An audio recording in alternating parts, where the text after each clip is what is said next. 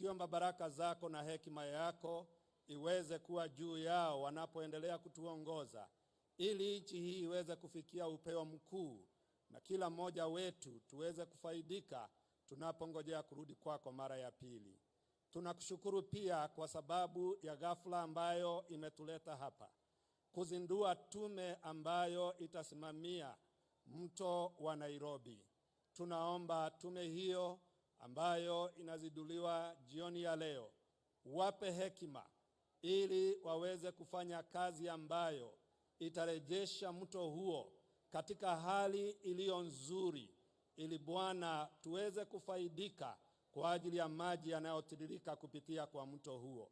Mahali ambapo tumeenda kinyume cha mapenzi yako kwa kuchafua mazingira pamoja na mito yetu, tunaomba uweze kutusamehe. Uwe pamoja nasi mpaka mwisho, katika jina la Yesu aliye mkombozi wetu. Amen. Naomba tuweze kuketi. Mheshimiwa Rais wa Jamhuri ya Kenya, Daktari William Samoei Ruto, Naibu wa Rais Mheshimiwa Rigathi Gachagua, mke wa Naibu wa Rais Pastor Dorcas Rigathi, Waziri Mkuu Musalia Mudavadi, Gavana wa Jimbo la Nairobi Johnston Sakaja, magavana wote ambao walioko hapa, magavana wote walioko hapa, waheshimiwa wabunge wote walioko, maseneta, mawaziri, makatibu wakuu, mabalozi walio hapa leo, wananchi, mabibi na mabwana, hamjambo. Kwa ruhusa yako Mheshimiwa Rais, ningependa nimuite PS wa ugatuzi Madam Teresia Mbaika aje atufungulie kwa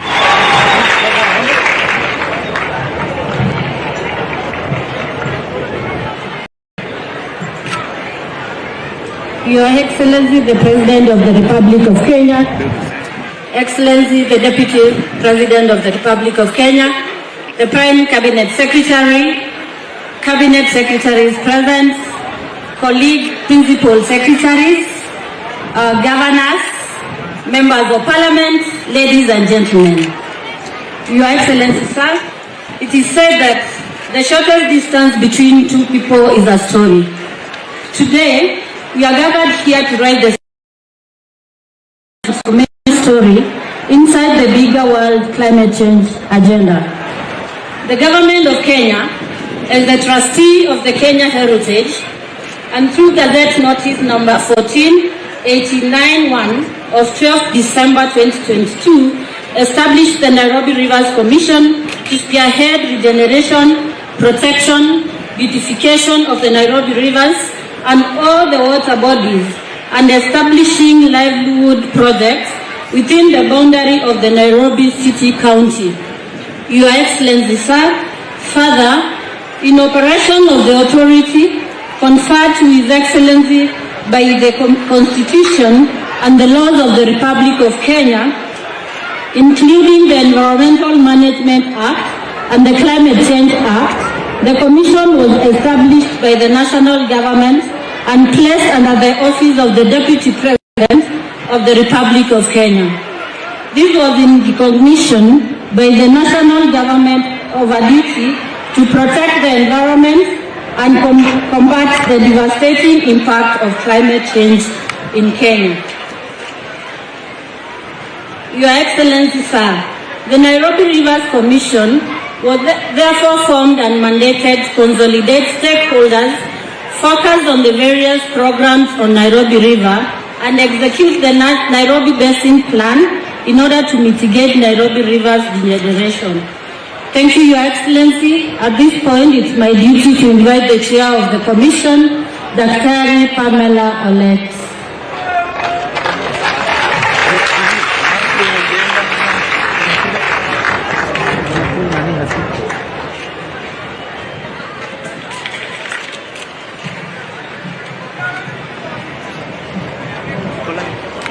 His Excellency, the President of the Republic of Kenya, His Excellency, the Deputy President of the Republic of Kenya, the Prime Cabinet Secretary, His Excellency, if you allow me, my assignment at this point is to introduce to you the Commission on the Nairobi River Commission.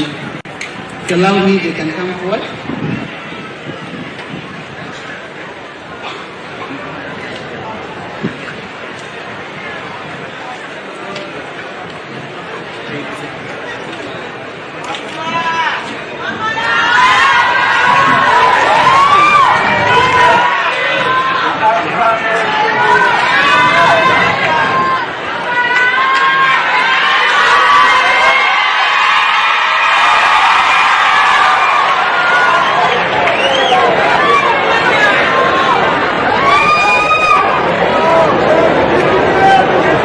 His Excellency, we are starting with Professor Elijah Biama, who is the Vice Chair of the Nairobi Rivers Commission.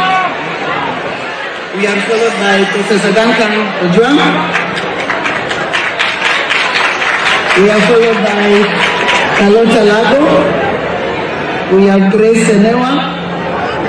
We have Elizabeth Mpuku. His Excellency, if you allow me, I will skip one commissioner for now, but I'll introduce Commissioner Muma Isawa.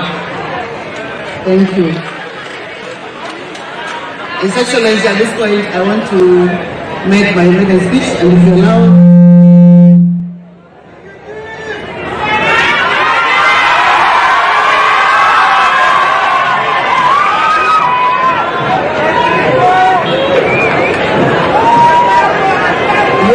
The President of the Republic of Kenya, Your Excellency, the Deputy President of the Republic of Kenya, His Excellency, the Prime Cabinet Secretary, the Governor's Dear President, fellow commissioners, distinguished guests, communities and CBOs, ladies and gentlemen, I am delighted to be here today.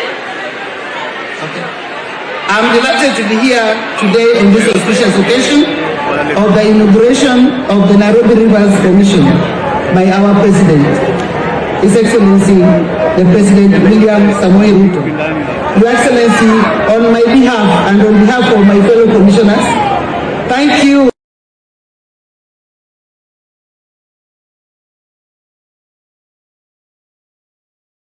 We promise you that we are going to deliver to the last word of our mandate.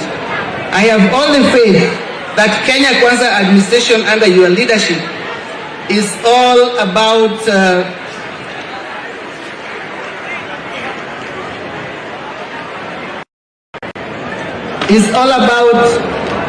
service delivery to the common mwananchi. Cleaning this river for our common use, especially those in informal settlements, is a clear indication of your plan to take care of the least among us. Your Excellency, the Nairobi Rivers Commission and this advisory group are determined to deliver your vision by going beyond cleaning the rivers. We will make the Nairobi Rivers the engine of socio-economic and environmental transformation for Nairobi and its environs.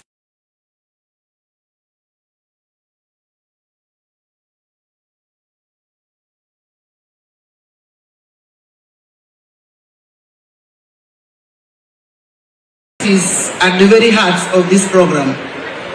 This puts the work of the Commission at the core of your government's bottom-up economic transformation agenda and your climate action agenda, not forgetting your 15 billion trees campaign.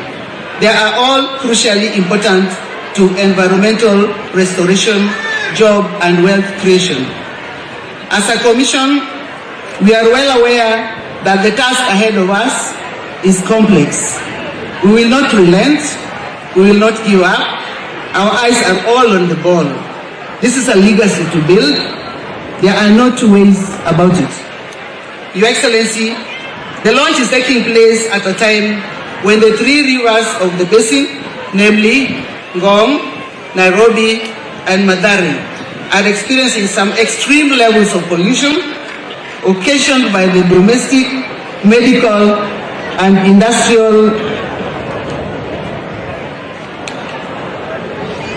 industrial waste generated as a result of the poor the disposal of solid and liquid waste from the sprawling informal settlements, and waste from the industrial plants located in the midstream and the downstream zones of the three rivers. Your Excellency, another challenge that has affected rivers flow is the prolonged drought that has significantly reduced the volumes of water flows, hence resulting in concentrated minimal volumes.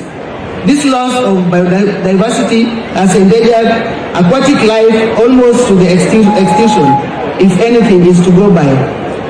Despite this gloomy picture of the river basin, some successful attempts have been made over the years to restore and regenerate water flows in the three rivers. Your Excellency, the government and private sector initiatives supported by our development partners including UN Habitat, UNEP and World Resources Institute have gone a long way to making strides towards making the success of cleaning the Nairobi rivers a reality.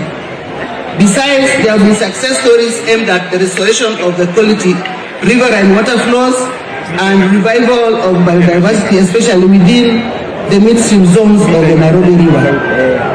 The most successful initiative started by the Kenya government is that of the now famous Michuki Park, located between the National Museum Hill and the the Globe Cinema roundabout. Your Excellency, the riparian reserves of Nairobi River, tributaries namely Ngong, Mathare and Nairobi, have been encroached by both formal and informal settlements that lack adequate sanitation and sewerage services. Your Excellency, the restoration and rehabilitation process of the river is an inevitable aspect since it shall help in curbing the pollution issue. The first attempt to clean the river was in 1999 under the Nairobi River Basin Program. Since then, there have been more attempts, with the most promising one being under the directive of the late Cabinet Minister Honorable John Michuki, which was praised for reviving a river which was dead because of the dumping of human and industrial waste. There are recent efforts including construction of wastewater treatment facilities in Dandora, construction of sewer recirculation network including fecal sludge management infrastructure, and construction of to help improve conditions in informal settlements. Nairobi River continues to suffer from pollution caused by different source and non-source points. Your Excellency, approximately 50% of the capital city residents live in highly congested informal and middle-class settlements, mainly located along the Nairobi River banks. Increased urbanization, development of real estate, industrial development, among other factors, are attributed to the causes of pollution.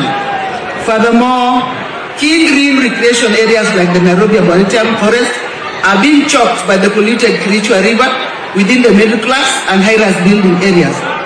The result is Nairobi residents no longer have clean air during sporting or holding of communal events at the park.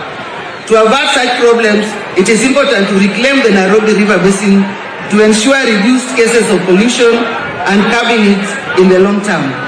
Lastly, the Nairobi River Commission would like to thank the Kenya government and development partners like UNEP, UN Habitat, and the Water Resources Institute of the World Bank for their contribution to the new mandate for NRC as enunciated through the loaded terms of reference. Your Excellency, the Commission is committed to deliver to Kokazi. We are excited by the commitment of your mission through the Office of the Deputy President, His Excellency Rigathi Gachagua. We commit to work with all the actors, both states and actors at local, national and international arena. We are ready to listen to you and to work with you to finish the unfinished business of cleaning the Nairobi River. Finally, Your Excellency, I appeal to all Kenyans to support this cause. We are in this for the good of the country, for the good of our people, and for the good of humanity, even as we battle the adverse effects of climate change and make the Nairobi River Basin clean again. Your Excellency, at this point, I would ask for permission to introduce the advisory board to the Nairobi Rivers Commission. and request them to come forward.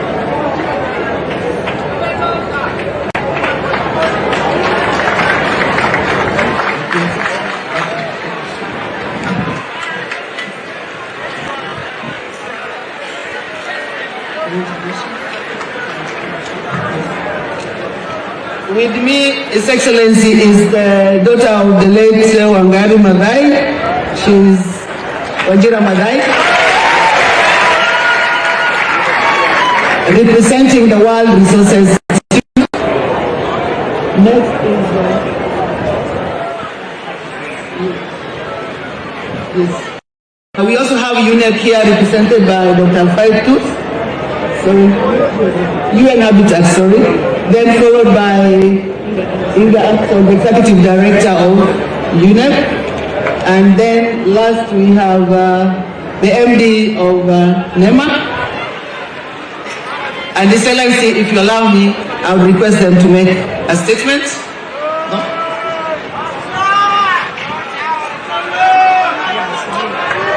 I'm properly guided, His Excellency, and we will ask the Managing Director of NEMA to take over.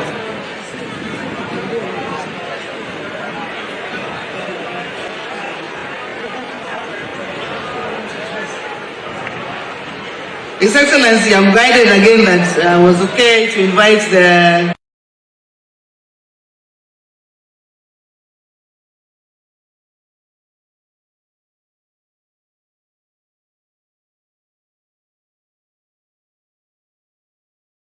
The Deputy President, Rigathi Gachagua, thank you. Her Excellency, Pastor Dorcas, I know how much this means to you. The Governor of Nairobi, the Prime Cabinet Secretary, Honorable Musalia Mudavadi, the Governor of Nairobi, His Excellency Johnson Sakaja, Cabinet Secretary of Environment, Honorable Soipan Tuya, the Executive Director of UNEP, the Executive Director of UN Habitat, and our UN Coordinator, Stephen Jackson, also here. Dignitaries, Excellencies, ladies and gentlemen, all protocols observed. Your Excellency, on behalf of the World Resources Institute, I'm truly honored to be here today to launch the Nairobi Rivers Commission. This is a critical step, really, in amplifying the work that local communities, resident communities here have been doing already to restore and revitalize the rivers of Nairobi. I want to thank you and acknowledge your government's commitment to establishing this commission, and actually, most importantly, to providing this high level of political support that is required for this commission to have the muscle to deliver. As a permanent commission with a strong political will and domiciled at the office of His Excellency the Deputy President, we are nicely set up for success. Now, the communities here in Korogocho are one of the many communities we know have already been rehabilitating Nairobi rivers. We do not have to look far. Yes, please recognize them. We actually don't have to look so far to be inspired. They've created right here the People's Park, vegetable gardens, playgrounds for children, and economic activities like the tree nurseries we just saw. Today we celebrate them. We want to lift their efforts up and consolidate and say that we are actually joining them in upscaling their efforts.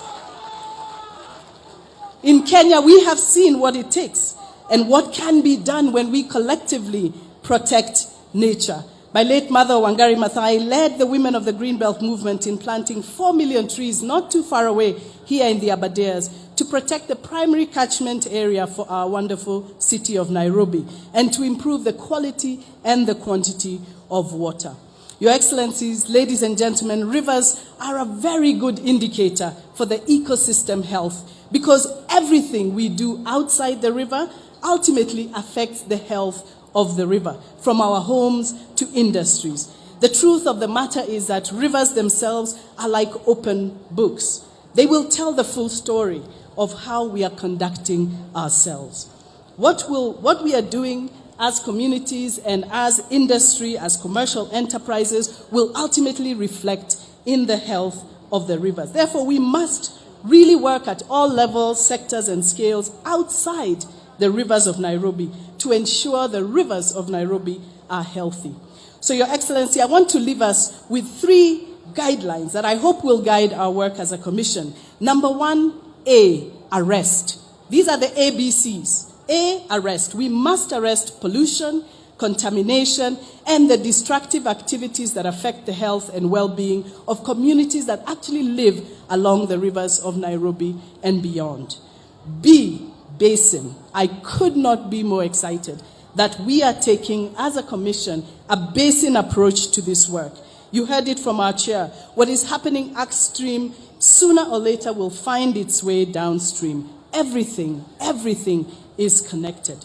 And C, communities. We must continue to center local communities adjacent to these rivers by working with them, amplifying their voices, investing in them, and scaling up their innovations. Today we planted trees, and all of those trees have to be taken care of. They have to be watered. Indeed, nature-based solutions are good business ideas. So I hope that we will invest in those communities for at least 3 years, that the trees that we planted today will survive. Your Excellencies, ladies and gentlemen, we at the World Resources Institute will remain committed to working with you and supporting and committed as technical partners. We will share our passion and our expertise working in cities as we have in India, Mexico, and Brazil to revitalize those cities. I'm so happy that we are bringing that work right here to Kenya. So, of course, this work will not happen overnight. It will be equally challenging as it will be rewarding. But we are committed. We are here for the long run, Your Excellency, the Deputy President, and all the way we will build a lasting legacy together. Thank you. It is a privilege to serve.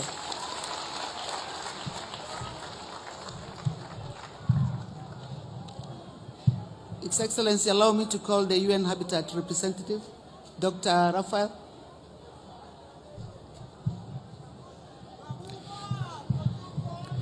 Your Excellency, Daktari William Samoei Ruto, President of the Republic of Kenya, Your Excellency, Rigathi Gachagua, Deputy President of the Republic of Kenya, Honorable Musalia Mudavadi, the Prime Cabinet Secretary, Honorable Soipan Tuja, Cabinet Secretary for Environment, Climate Change and Forestry, and all other Cabinet Secretaries present here, Your Excellency Johnson Sakaja, Governor of Nairobi City County, the Executive Director of UNEP, the UN Resident Coordinator, Wanjira Matai, Dr. Pamela Olet, distinguished guests, colleagues, friends, ladies and gentlemen, gathered here at the People's Park, which is being transformed by the Com Green Solutions. Very good afternoon to you all. I'm standing here on behalf of Maimouna Mod Sharif, Executive Director of UN Habitat, and I'm pleased to join you today for this official launch of the Commission, which demonstrates the dedication and the commitment of the Government of Kenya and partners towards the regeneration of the rivers of Nairobi.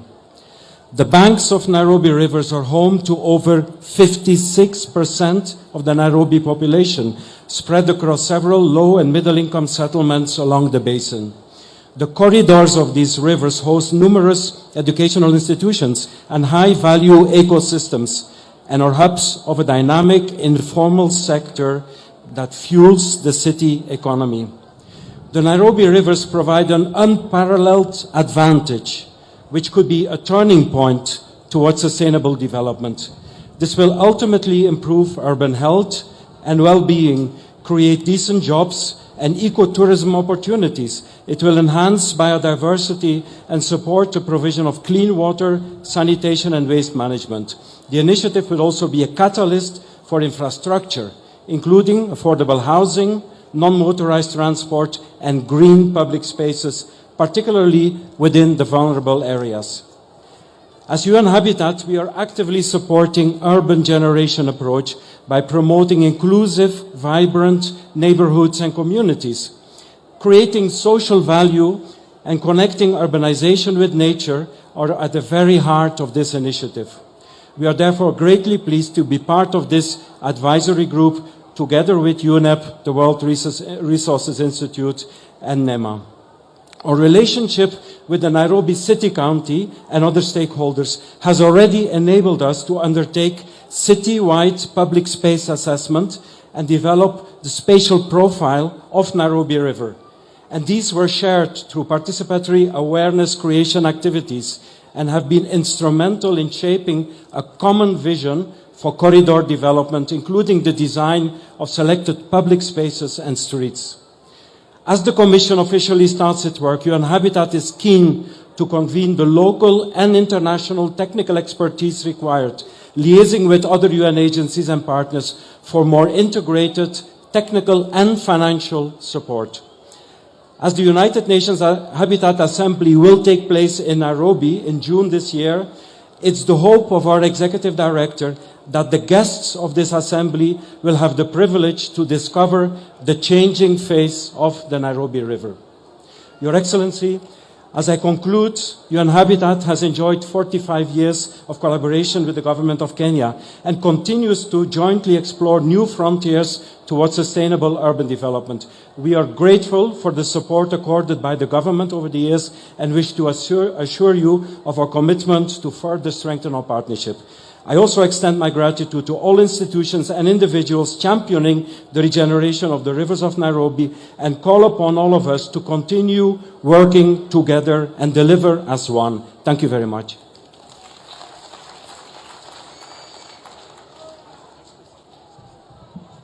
His Excellency, allow the Executive Director of UNEP, Ms. Ingel Anderson.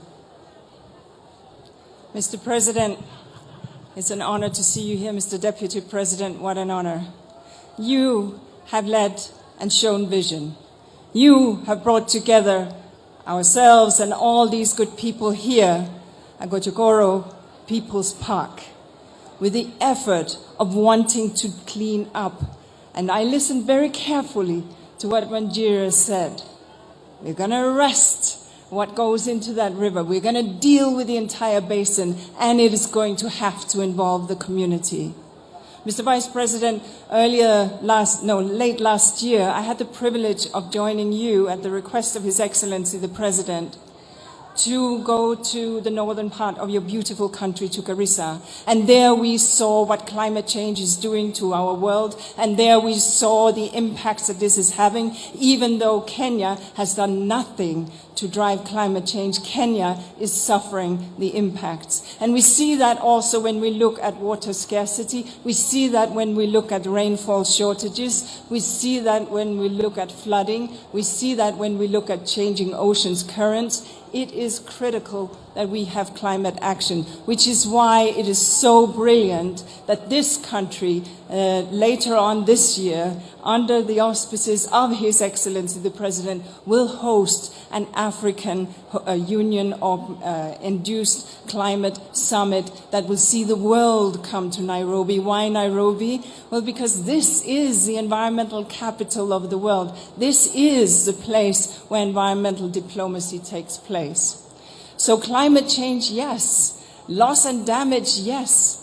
Obviously, working on the basin level, that is absolutely critical. Cleaning up a basin needs to involve everyone. And we heard from Wanjira, it has to be the politicians like your good selves, who are leaning in and stepping up and making it real. But people who are here, community groups who are here, youth who are here, students who are here, churches and mosques who are here. Everyone can make a difference, including, obviously, private sector. And it'll have to be about partnership, which is why we, from the World Resources Institute, from UN Habitat, of course from NEMA, we really work everyone for NEMA, and UNEP under the overall coordination here in Kenya by the resident coordinator, why we are so very pleased to be joining this work. Rest assured, we will not rest till this job is done. Our commitment is absolutely clear, and we look forward to seeing the results of what we are starting today. Thank you.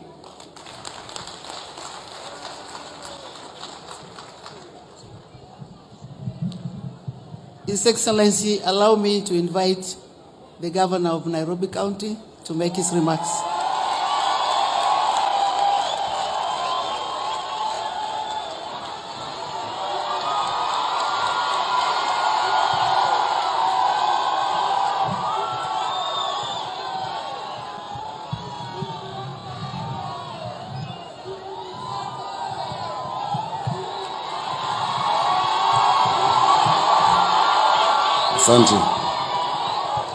Asanteni sana. Your Excellency, Deputy President, mawaziri, wageni wetu, karibuni coach. Karibu coach. Hapa ni coach. Hapa ni mtaa. Watu wa coach, mjambo. Tusalimiane kwa hewa, mjambo. Tuko pamoja. Mavijana mpo? Wapi Mbwekse? Ndio hiyo. Akina mama hai. Mko salama? Your Excellency, hao watu wa coach na watu wa Nairobi wamefurahi kwa sababu umewafikiria. Sio rahisi kuja hapa, hawajaona rais hapa. Kuna wageni kutoka kila mahali, visitors from UNEP, from UN Habitat, from WRI and all over the world coming here because of these people. On behalf of the leadership of Nairobi, Your Excellency, I want to thank you. And I want to thank you most sincerely. Tupigie rais makofi kwa kuja hapa. Your Excellency, jambo la pili, unikubali niweze kuwatambulisha viongozi ambao wako hapa. Tuko na viongozi wengi, labda kuna nafasi ya kila mtu kuzungumza, lakini nitaanza na viongozi MCAs ambao wako hapa, wasimame tuwapigie makofi. Tuko na MCAs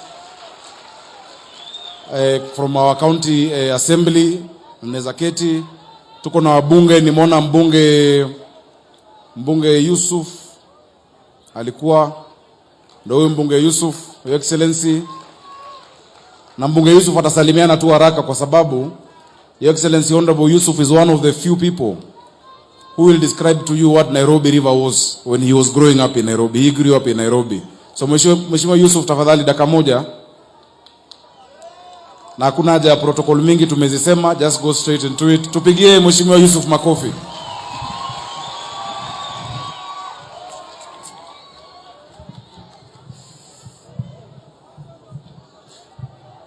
Asante sana gavana wetu, Mheshimiwa Rais, Mheshimiwa Makamu wa Rais, Mheshimiwa Mudavadi, mawaziri, Mheshimiwa dada yangu Soipan, sijakuona, nimekuona sasa hivi, Mheshimiwa Waziri Njeru, ma PSS, wabunge, ma senator, governor wa Mkweni, na all protocols observed. Pamoja na wandugu zetu waliotoka UN, UNEP, Habitat na UNDP. You are most welcome. And my sister, the daughter of the great woman, hero, Wangari Maathai. I see you are even more articulate than Mama, and you were able to express yourself so well. So, mimi ningesema tu, Mheshimiwa Rais, tumefurahi umekuja kututembelea hapa Eastlands. Mimi ni mbunge jirani wa hapa Ruaraka, kwa hivyo nawakilisha wabunge wenzangu wote wa Nairobi. Nakwambia karibu, tumefurahi umekuja mara nyingine. Pia ningependelea kusisitiza nguvu uliotilia mambo ya mazingira. Wabunge, wanasiasa mara nyingi hawana nafasi ya kuangalia mbali kwa sababu wanapambana na matatizo na challenges za sasa hivi. Lakini wewe naona umeangalia mbali mambo ya climate change, climate action, umetilia nguvu, umeifikiria, na sasa umeanza kuisukuma kiwango kikubwa, kwa sababu matatizo mengi tulionayo ya drought na ukame tulionao sasa hivi ni kwa sababu ya climate change.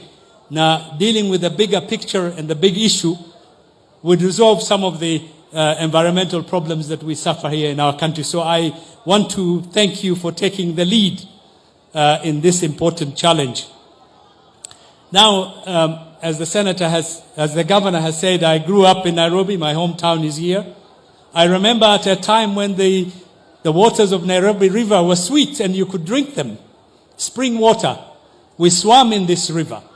And some people might say that I need to be taken to a mental hospital if I tell them we had fish in Nairobi River. It's a beautiful, nice river. And this city was a green city with a big tree coverage, of which we were very proud.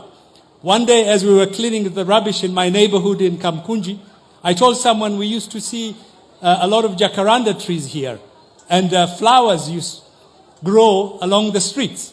Wewe ni mwanda wazimu mheshimiwa, ananiambia ukifikiria jambo kama hilo. So it is possible to change our environment, to clean our capital city and our river.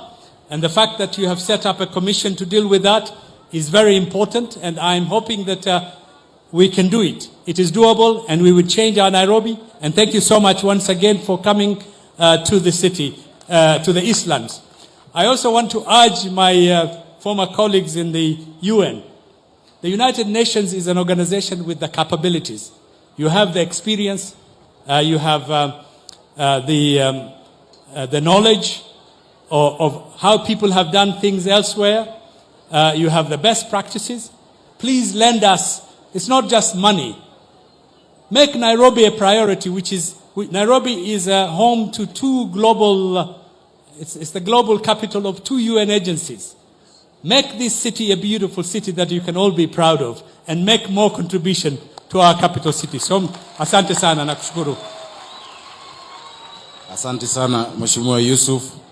Your Excellency, I must recognize my predecessor, the former governor of Nairobi, Mike Sonko, ambaye ako hapa. Huyu alikuwa ndiye governor wa Nairobi, nikiwa senator, ni ndugu yangu. So kwa hivyo, kwa heshima ya ofisi, kwa sababu ile ofisi nimekalia ilikuwa yake, wacha nimkaribishe pia asalimiane.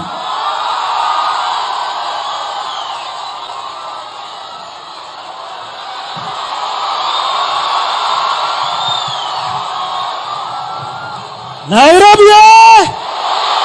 Nairobi! Ruto! Ruto! Rigijia!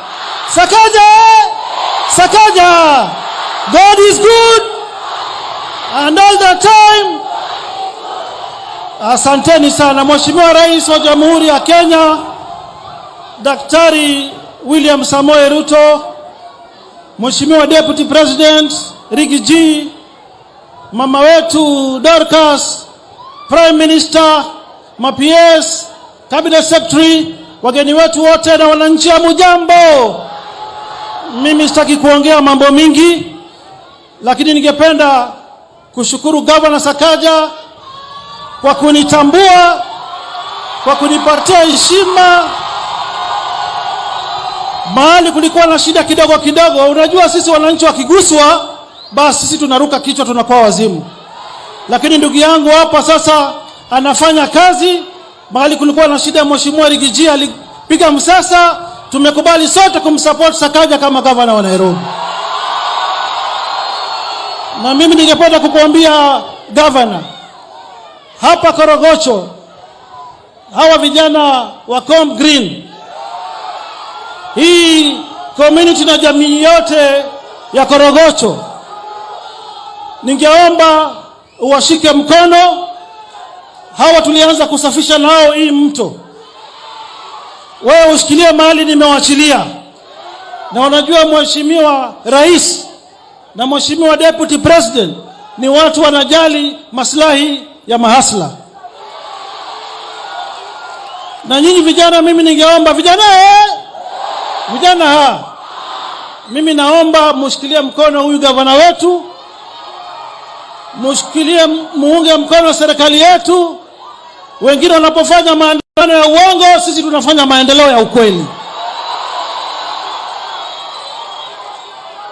Kwa hivyo mimi leo si siku yangu, rais lazima aongee na wageni wengine waongee.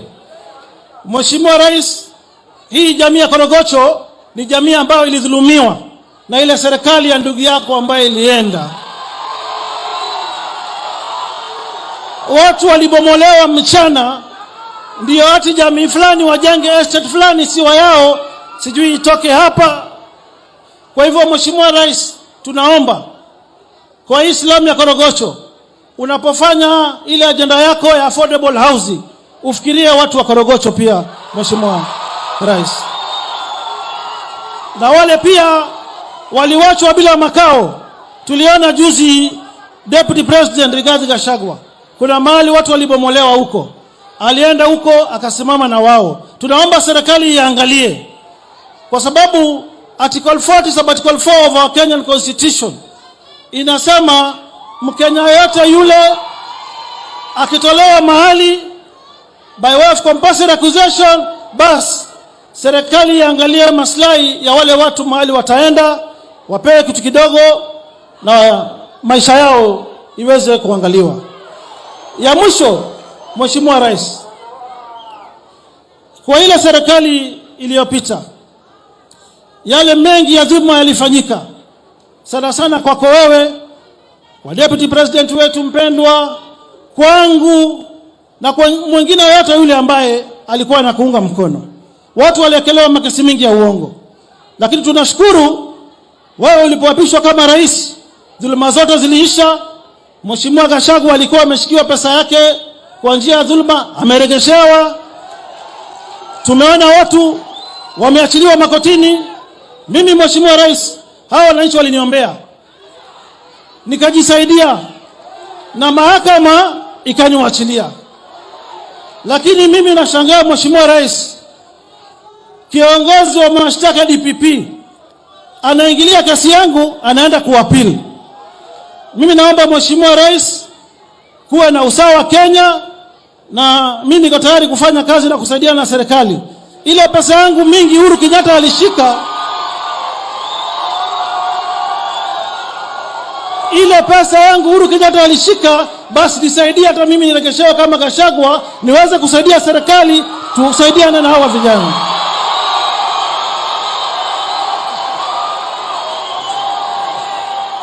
Asanteni sana, Mwenyezi Mungu awabariki nyote. Asante.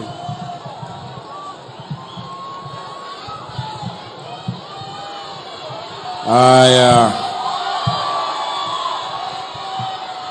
Your Excellency, hapa miongoni mwetu, kwa sababu effects ya mto wa Nairobi River. In fact, I'd just like to add to what the UNEP director said, that you have to go to the north to see climate change. You don't have to go to the north to see the effects of climate change. Right now, as we speak, Your Excellency, the biggest source of water to Nairobi, which is Nakaine Dam, is at 50%.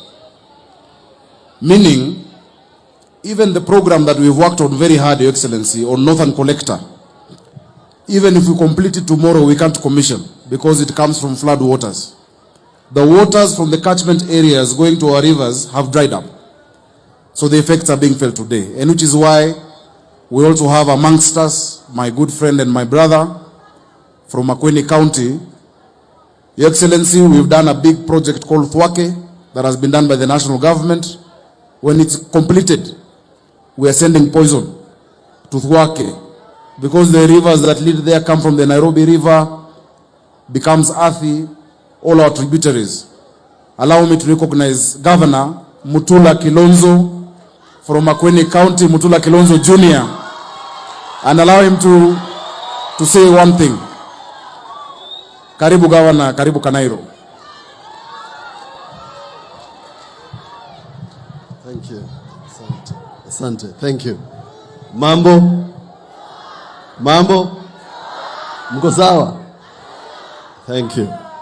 To Your Excellency the President, the Deputy President, Dorcas, our friends, Musalia Mudavadi, members of Parliament, MCAs, leaders present. This is a momentous occasion, Your Excellency the President. In climatic terms, we call this climate justice. This water that is black in Korogocho is green in Machakos, is green in Makueni. The innocent children in Machakos and Makueni are swimming. The innocent people in Machakos are farming. The food is coming to Nairobi. We are consuming poison. Your Excellency the President, if there's one thing that you will do as a legacy, is to make sure we have a clean river. In my youth, and this gentleman can confirm, my friend Governor Sakaja, this river had fish and this river had lobsters.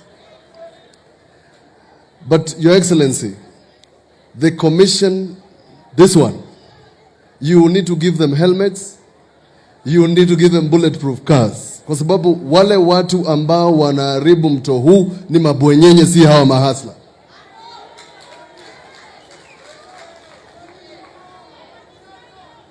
And Your Excellency, these people should pay. The law calls it polluter pays principle. In the US, when Shell poured oil into the ocean, they paid for it. In Brazil, when somebody poured waste into a river in a place called Belo Horizonte, they paid for it. Anybody who pollutes the river must pay for it. Mahasla, hakuna haja mahasla watoe 100 million to clean this river. And Your Excellency, it is a tragedy. The people of Korogocho must live in human dignity. And this is a generational issue. That a child in Kenya can be born in Kenya to see a river that is black. And it's not a river. This is not a river. This is a sewer. And we should call it what it is. And we must put to shame anybody who has done this to the environment. It is a crime. And Your Excellency, if the national government can make the standard gauge railway and pass a law that if you remove a piece of metal of a standard gauge railway, it becomes an economic crime. It must be an economic crime in Kenya to pollute a river. Because those people consuming this water are getting cancer. They are dying. It is murder. Usiwasikilie huruma. Punish them. That is the way to restore this river. But we thank you for taking this bold step, together with your government, to make sure that once Thawake is completed, we can have clean water. Because that water, you have promised us, we will consume it in water. And that's why I'm here. And thank you, the Deputy President, for inviting me to this auspicious occasion. I am a stakeholder. I thought that the Commission should have our stakeholders from Machakos, from Makueni. Because that is where the real effects of this river are. The real poison is out there where people don't know that this water is black when you're here and turns color when you get to the other side. Thank you, Your Excellency. God bless you. Asanteni sana. Thank you. Asante sana, Mutula Jr. Your Excellency, just for the record, because, you know, Senator Mutula and I were in the Senate, where we vigorously defended devolution. The cleaning of this river is a concurrent function. Your Excellency, you remember before your inauguration, when your president-elect, we came with a team, and I see Momo is here. We presented for you the model of what the river should look like. And you got very excited. You put it in your inaugural speech. And we said that we would jointly, as Nairobi County government, with the national government, work on the Nairobi River Commission. I want to confirm that the Deputy President and I have worked closely on this. We've sent representation. Many times I'm represented by my Deputy Governor. And even within the Commission, Nairobi has its representation. So let no one think that we have transferred functions. Mambo ya transfer tulikata. Hatutawahi transfer function Nairobi. In fact, tunakuomba utupatie functions kadhaa. Kama ya kupatia watoto chakula, school feeding program, that is a national function. We want you to give us ili ya watoto wetu. Your Excellency, hapa kuna shule mbili tu. Na that is why kuna watoto wengi hawako shule. Na hata wale wanaenda shule hawapati chakula. Tunaomba utupatie ili watoto wa Komboni, watoto wa Nyungunyu, watoto wapate chakula shuleni. Na pia tuweze kuongeza idadi ya mashule. There is no secondary school that is public here in Korogocho. So Your Excellency, for the record, and I would like our partners to know that this is a function being concurrently run between the national government and the Nairobi County government, and through us, we will incorporate Machakos. I've been speaking to Governor Wavinya Ndeti. Every time she mentions the people who are dying of cancer around Mwala, going down because of the effect of the same river going down to Makueni County. Your Excellency, wacha kweli nitambue Comb Green. Hao vijana wa Comb Green ni vijana wetu wamepambana. Umeona ile kazi wanafanya bila vifaa na ile machine ambayo imekaa tu hapo. Tukiwashikilia, tukiongezea vifaa and we incorporate them into this program, we will be able to succeed. Your Excellency, the minister, when she comes, will recognize the people from the national government. But here we have from my county government, the waziri wa environment. Pesi tunasemanga waziri, kubali tu. Ni CC but ni waziri. Hata tusikie tuko na serikali. Tuko na waziri Maureen Jerry, huyu wako in charge of environment. Na pia tuko na chief officer ambaye ni PS kwa lugha yetu, Ibrahim. Tuko na managing director wa Nairobi Water, Engineer Muguna. Nairobi Water is a company 100% owned by Nairobi. Hawa tuko, wapigeni makofi watu wa Nairobi. Your Excellency, watu wa Nairobi hawajui kwamba umetusaidia na vitu viwili kwa mambo ya maji.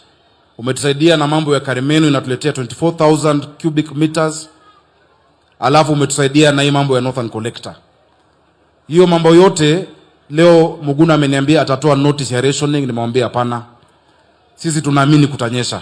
Ungoje kwanza, ngoja kidogo, usitoe notice, tunaomba kunyeshe. But as we are doing that, Your Excellency, tuko na mradi wa kupanda miti. Tumekubaliana na wewe na waziri Soipan ambaye tunamaliza kesho asubuhi. Hawa vijana wetu ambao hawana kazi, vijana hapa mtaani, hawa akina mama wetu ambao wako na nguvu, tunaandika 10,000, 10,000 of them. Your Excellency, umetusupport. Tutagawa hiyo gharama kati yangu na yako, ili hivi tu mvua inapoanza, na tumekaa na KFS, tunajua pale seedlings zinatoka. 4 days a week tutafanya kazi ya kupanda na kukuza miti Nairobi hii. Mko tayari? Mtaweza hiyo kazi? Ama mtaki hiyo kazi? Mnataka? Asante. Washiko unaweza? Asante sana. Your Excellency, as I go to conclude, this work is really important to us. Because as we say, the environment is not something we bestow to generations to come, or what we receive from our parents is something we've taken from our children. We need to give them a better Nairobi than what we have received. We need to give them a better city. Your Excellency, just kwa sababu sijaona mbunge wa hapa na sijaona MCA wa hapa, wacha tu niguse vitu mbili ya hapa. Kwa sababu pia mimi nilitaguliwa hapa. Si mlinichagua? Your Excellency, hii hospitali ndo nimekuwa na kulilia. Hii hospitali unaona ni hospitali kubwa sana. Hii hospitali ilijengwa, ilianza zamani wakati wa Nyayo, wakati wa Kidero wakajaribu, haikuendelea. Ilifaulu juzi, lakini hii hospitali ikapeanwa ikuwe pediatric hospital na ikachukuliwa na Kenyatta. Tumekubaliana na wewe na ningependa ukumbushe wananchi. Mtu mzima akipata hapa shida hawezi ingia kwa hiyo hospitali, anaambiwa aende Mama Lucy Hospital. Wamama wakihitaji kujifungua hawaingii kwa hiyo hospitali, wanaambiwa waende Mama Lucy Hospital. Mimi niko tayari kama governor wa Nairobi, tukishirikiana na wewe, kwanza tubadilishe iwe full general level 5 hospital, ili tuweze kuhudumia mtoto hadi mzee. Tuweke madaktari, tuweke vifaa, na nakuomba tukimaliza kama una dakika 5 nikupeleke uone. Iko hadi na mochari, ili wananchi wa hapa waache kusumbuka wakienda kule mbali kutafuta matibabu. Your Excellency, wakati wa NMS vitu mingi sana za Nairobi zilichukuliwa. Hii hospitali si ati tunaomba serikali ya kitaifa itupatie, ni yetu. Tunaomba mturudishie na mtusaidie kuweka vifaa, kwa sababu you support county government. It is not a national hospital, it's a county hospital. Your Excellency, watu wetu ambao waliumia wa Kariobangi Siwa, na nimefurahi ndugu yangu amesema, bado wako kwa shida kubwa sana. Najua hakuna pesa ya kupeana hivyo, lakini tuwapangie mkakati ya kuweza kuwajumuisha na jamii. Walitupwa kama maumbwa kwa sababu ya uchokozi na kwa sababu ya ubinafsi. Hata hiyo ardhi ambayo walikuwa, kuna njia ya utu ya kufukuza mtu ama ya kuondoa mtu, si hata kufukuza, kupeleka mtu pale kwingine. Kabla ya kufukuza mtu, kabla ya kuondoa mtu, ujue ni wapi anaenda na ataishi namna gani, na atakula nini na atalala wapi. Tayari Your Excellency, sisi tuna reform watu ya Kanjo. Unajua wamekaa miaka mingi walizoea kunyanyasa hao vijana. Wameanza kurudi, lakini tunaomba sasa utusaidie pia. Polisi wananyanyasa vijana wangu wa bodaboda sana na vijana wa bikes na mtaa. Because Your Excellency, we have a new government, your government and ours, that we see this as our bosses. Hao ndio wadosi wetu, sisi sio wadosi wao. Your Excellency, mwisho kabisa, najua mengine atasema na waziri, this river cleaning of the river. All over the world where you go, people look for property next to the river. In Kenya, people run away from the river because it stinks. We can change that narrative. It is an economic frontier. There are great opportunities for business. There are great opportunities for trade. We want, for instance, Your Excellency, between actually the museum coming down to Kamkunji town mzima, we want to expand the river. We want to have markets on one side and on the other side to have businesses. It can be done na inawezekana. But Your Excellency, even if you clean the river, kama hatutatui shida ya sewerage system, hapa hakuna sewerage system. Ukiambia hawa wasiweke hiyo siwa kwa mto, wapeleke wapi? Ukiambia wale wako Kawangware, zile choo ziko karibu na mto, wasiweke kwa mto, waeke wapi? Tukiwabomolea. Nairobi County needs, on the short term, 4.7B, Nairobi Water and Sewerage Company. And I've sent you the entire program, Your Excellency. In the medium term, around 6B. In the next 5 years, if we use 19B, na si ati pesa kuomba, we can do the innovative ways to fund it. We can even get a green bond. And I'm glad the British government is helping us to get a transactional advisor to get a green bond on Nairobi Water. If you get 20 billion shillings, umesema affordable housing tujenge, siwa itakuwa wapi? Tumebadilisha the height restriction for buildings in Isili area. Mheshimiwa Yusuf ako hapa, Kiambio tumesema we'll go up to 25, 26 floors, but there's no sewer. So please support us in line with your housing program. We want to add 500,000 houses in Nairobi, but without sewer. It is going to be a disaster. This has to go hand in hand. So asante sana Your Excellency. Asanteni sana watu wa Ruaraka, watu wa Nairobi. Siku zote tuko pamoja, na wakati mnaitiwa kazi ya kufanya kwa mto, tafadhali tieni bidii. Tafadhali mfanye hiyo kazi. Tunakaposafisha, tafadhali msikubali mtu achafue. Si ndio hiyo? Unikubali sasa Rais, kwa heshima kubwa nimwalike waziri wa mambo ya mazingira, Mheshimiwa Soipantuya, ili atujulishe wale ambao wametoka serikali ya kitaifa na pia atoe hotuba yake. Karibu sana waziri.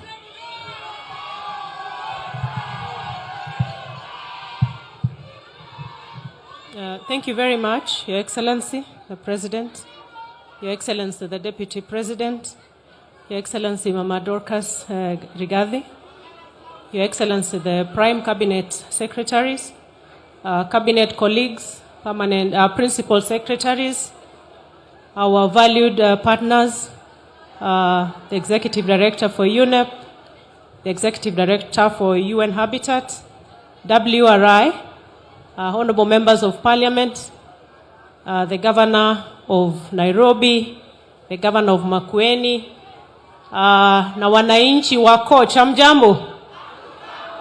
Your Excellency, allow me to thank you very much for this your timely establishment of the Nairobi Rivers Commission.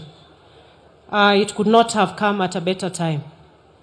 And Your Excellency, to say that my ministry, which is represented in the Commission through NEMA, will offer all the support to the Commission. And I also take this opportunity to congratulate all the commissioners through the chairperson and encourage the Commission to employ an all-government, all-society approach, just like we are doing with all the other ecosystem restoration programs. Your Excellency, my ministry will particularly be very keen on enforcement of the various legal and regulatory frameworks, and particularly those touching on water quality and regulation of effluent discharge. Your Excellency, within our program and initiative to grow 15 billion trees, we have a plan within our strategy to do 50,000 hectares of bamboo per year, and we are going to capitalize on that program to give the Nairobi Rivers Basin priority in the planting of the bamboo plantations, which act as very good water purifiers. Your Excellency, allow me also to congratulate the young people, Comp Green. They've done a wonderful job. Tunawapongeza sana vijana, na kama vile governor amesema, kesho tunamalizia mpangilio wa kuweza kujadiliana mambo ya Green Army. Your Excellency, and in our discussions with Governor tomorrow, we are going to build on the efforts that these young people are doing as we plan to replicate that in the entire country. As I conclude, Your Excellency, allow me to request cabinet colleagues who are present here to stand up for recognition, and the PSs, kindly stand up. I have my PSs here. PS Kimani Kimotho, Forestry, the PS for Housing, Mheshimiwa Hinga, the PS for Environment and Climate Change, Engineer Ngeno, PS for Devolution, my sister, and we have a Cabinet Secretary in charge of lands and housing, the Honorable Njeru, PS in charge of Interior, my brother Raymond. Asanteni sana. Your Excellency, I conclude by taking this opportunity to welcome His Excellency, the Prime Cabinet Secretary, His Excellency Musalia Mudavadi, to make his remarks.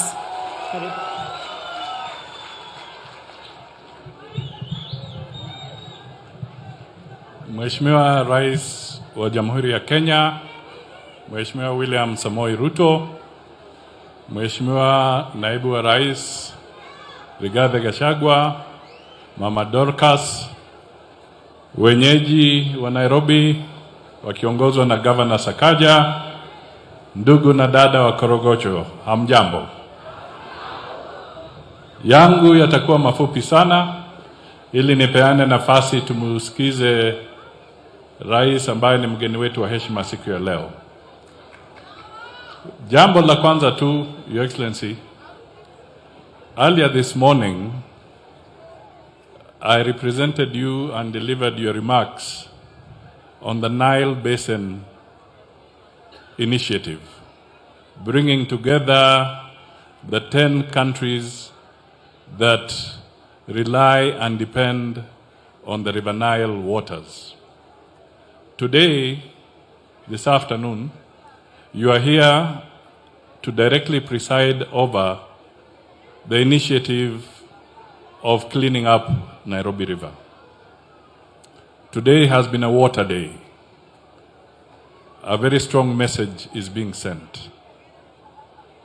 Rais akiwa pahali, Kenya nzima inalenga pale, na kupitia kwa mashirika kama ya UNEP, sasa ulimwengu unalenga hapa. Sio tu Nairobi, lakini Korogocho.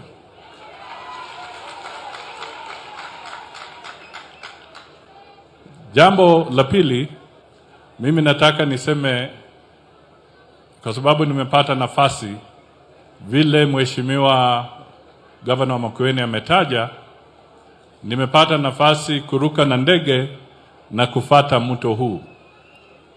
Mto huu unaanza na grey, unakuwa black, na hatimaye unakuwa green. Yaani ile algae inashika kule chini na watu wanakunywa, mifugo zinakunywa, hayo maji yanatumika kupalilia mimea, na sasa tunaanza kuona magonjwa ya aina mbalimbali yakitusumbua. Kwa hivyo kuna jukumu kubwa kama Wakenya tushirikiane. La tatu na la mwisho,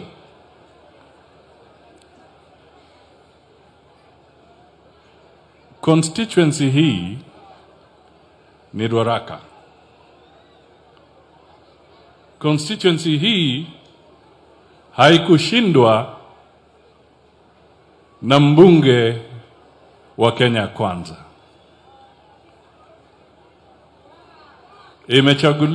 Walichagua mbunge wao kwa hiari yao. Lakini rais wa Jamhuri ya Kenya na naibu wake na serikali yake wakiandamana na wadhamini kutoka ng'ambo wamekuja hadi kwa constituency ambayo haikuchukuliwa na mbunge wa Kenya Kwanza.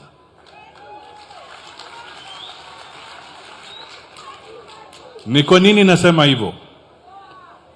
Nasisitiza kwa sababu nataka ile porojo ya watu kusema kwamba serikali ya Ruto ina ubaguzi ama serikali hii itakuwa na ubaguzi, wawache porojo, kwa sababu tumechaguliwa na Wakenya wote na tunahudumia Wakenya wote. Kwa hivyo hiyo ajenda yao ambayo ilikuwa kule mjini wawachane nayo. Sisi tunajua tuko sawa, tutashikana na Wakenya wote na tutafanya kazi vizuri kwa sababu tunaheshimu taifa letu.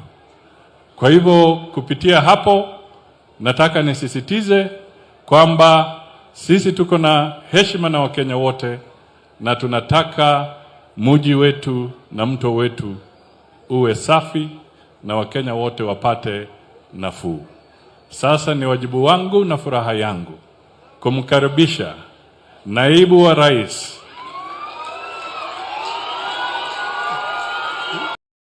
Mheshimiwa Rigathi Gachagua, naye aje anene na zungumze na Wakenya. Asante.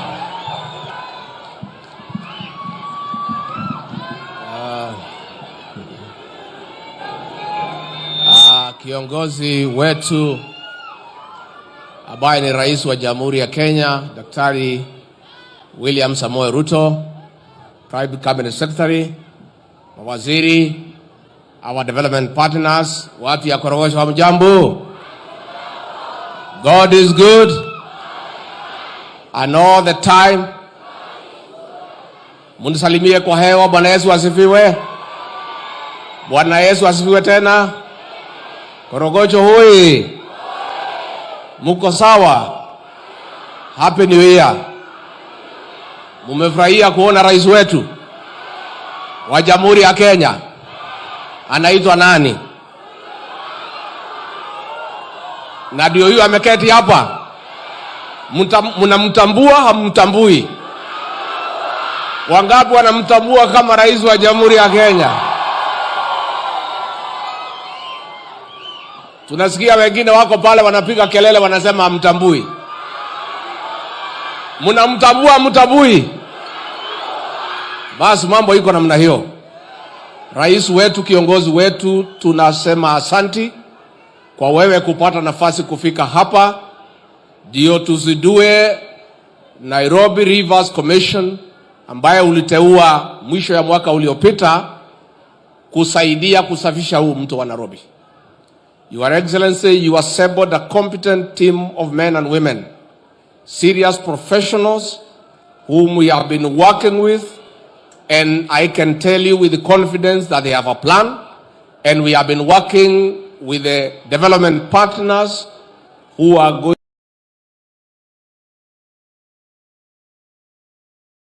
experts in this program. And Your Excellency, is all systems go. Wewe mwenyewe umesema unataka hii kazi ianze na vile umeweka haya maneno kwa ofisi yangu na kuhakikishia kwamba from time to time nitakuwa natembelea huu mradi kuhakikisha ya kwamba unaendelea vile inatakikana. Vile tunataka kuuliza commission and our development partners, we request you to put resources and expertise in this commission so that we can enlarge our capacity by adding value and we work together. Tunaomba pia commission and all those who are going to put resources, ile kazi yote ambaye itafanywa katika kusafisha mto huu ipatiwe hawa wananchi ndio pia waweze kupata riziki. I want to confirm to the commissioners and our development partners that our president is very committed to the cleaning up of this river. Every day he asks me the progress. So I am well aware of where he places the importance of this exercise. And I urge all of you to work with commitment and hard work. Nikimalizia vile waziri wetu mkuu amesema, sisi huyu rais wetu ametuambia na tumekubali kwa sababu ndio kiongozi wetu, ya kwamba hii Kenya yote ni yetu. Wale wote ambaye walimpigia kura, wale hawakumpigia, wote ni wa Kenya. Na yeye akiwa kiongozi wa nchi ataendelea hiyo kazi. Na mimi nikiwa kiongozi wa UDA naendelea kushughulikia watu ya UDA, naye rais anashughulikia watu ya Kenya. Your Excellency, tukiwa hapa tunataka tuseme, tumesema tukiwa pale Kericho na tunarudia, kazi ya maendeleo itafanyika kila pahali Jamhuri ya Kenya. Hapa Korogocho, juzi tulikuwa Nyanza, mipango ya maendeleo. Kwa sababu kila Mkenya analipa kodi. Lakini wale wafanyikazi wa kumsaidia rais atatafuta wale ambaye wanakubali na kuamini the bottom up economic transformation agenda, kwa sababu ndio wanaelewa ajenda yake. Kwa sababu lazima utapata wale viongozi, wale wa kukusaidia ni wale wanaelewa ajenda yako, ndio uweze kupata progress katika kazi ya Kenya. Kwa hivyo watu ya Korogocho tutakuwa hapa, mimi mwenyewe nitakuja kuhakikisha ya kwamba mmepewa kazi kwa hii mto, ndio kila Saturday mnapata.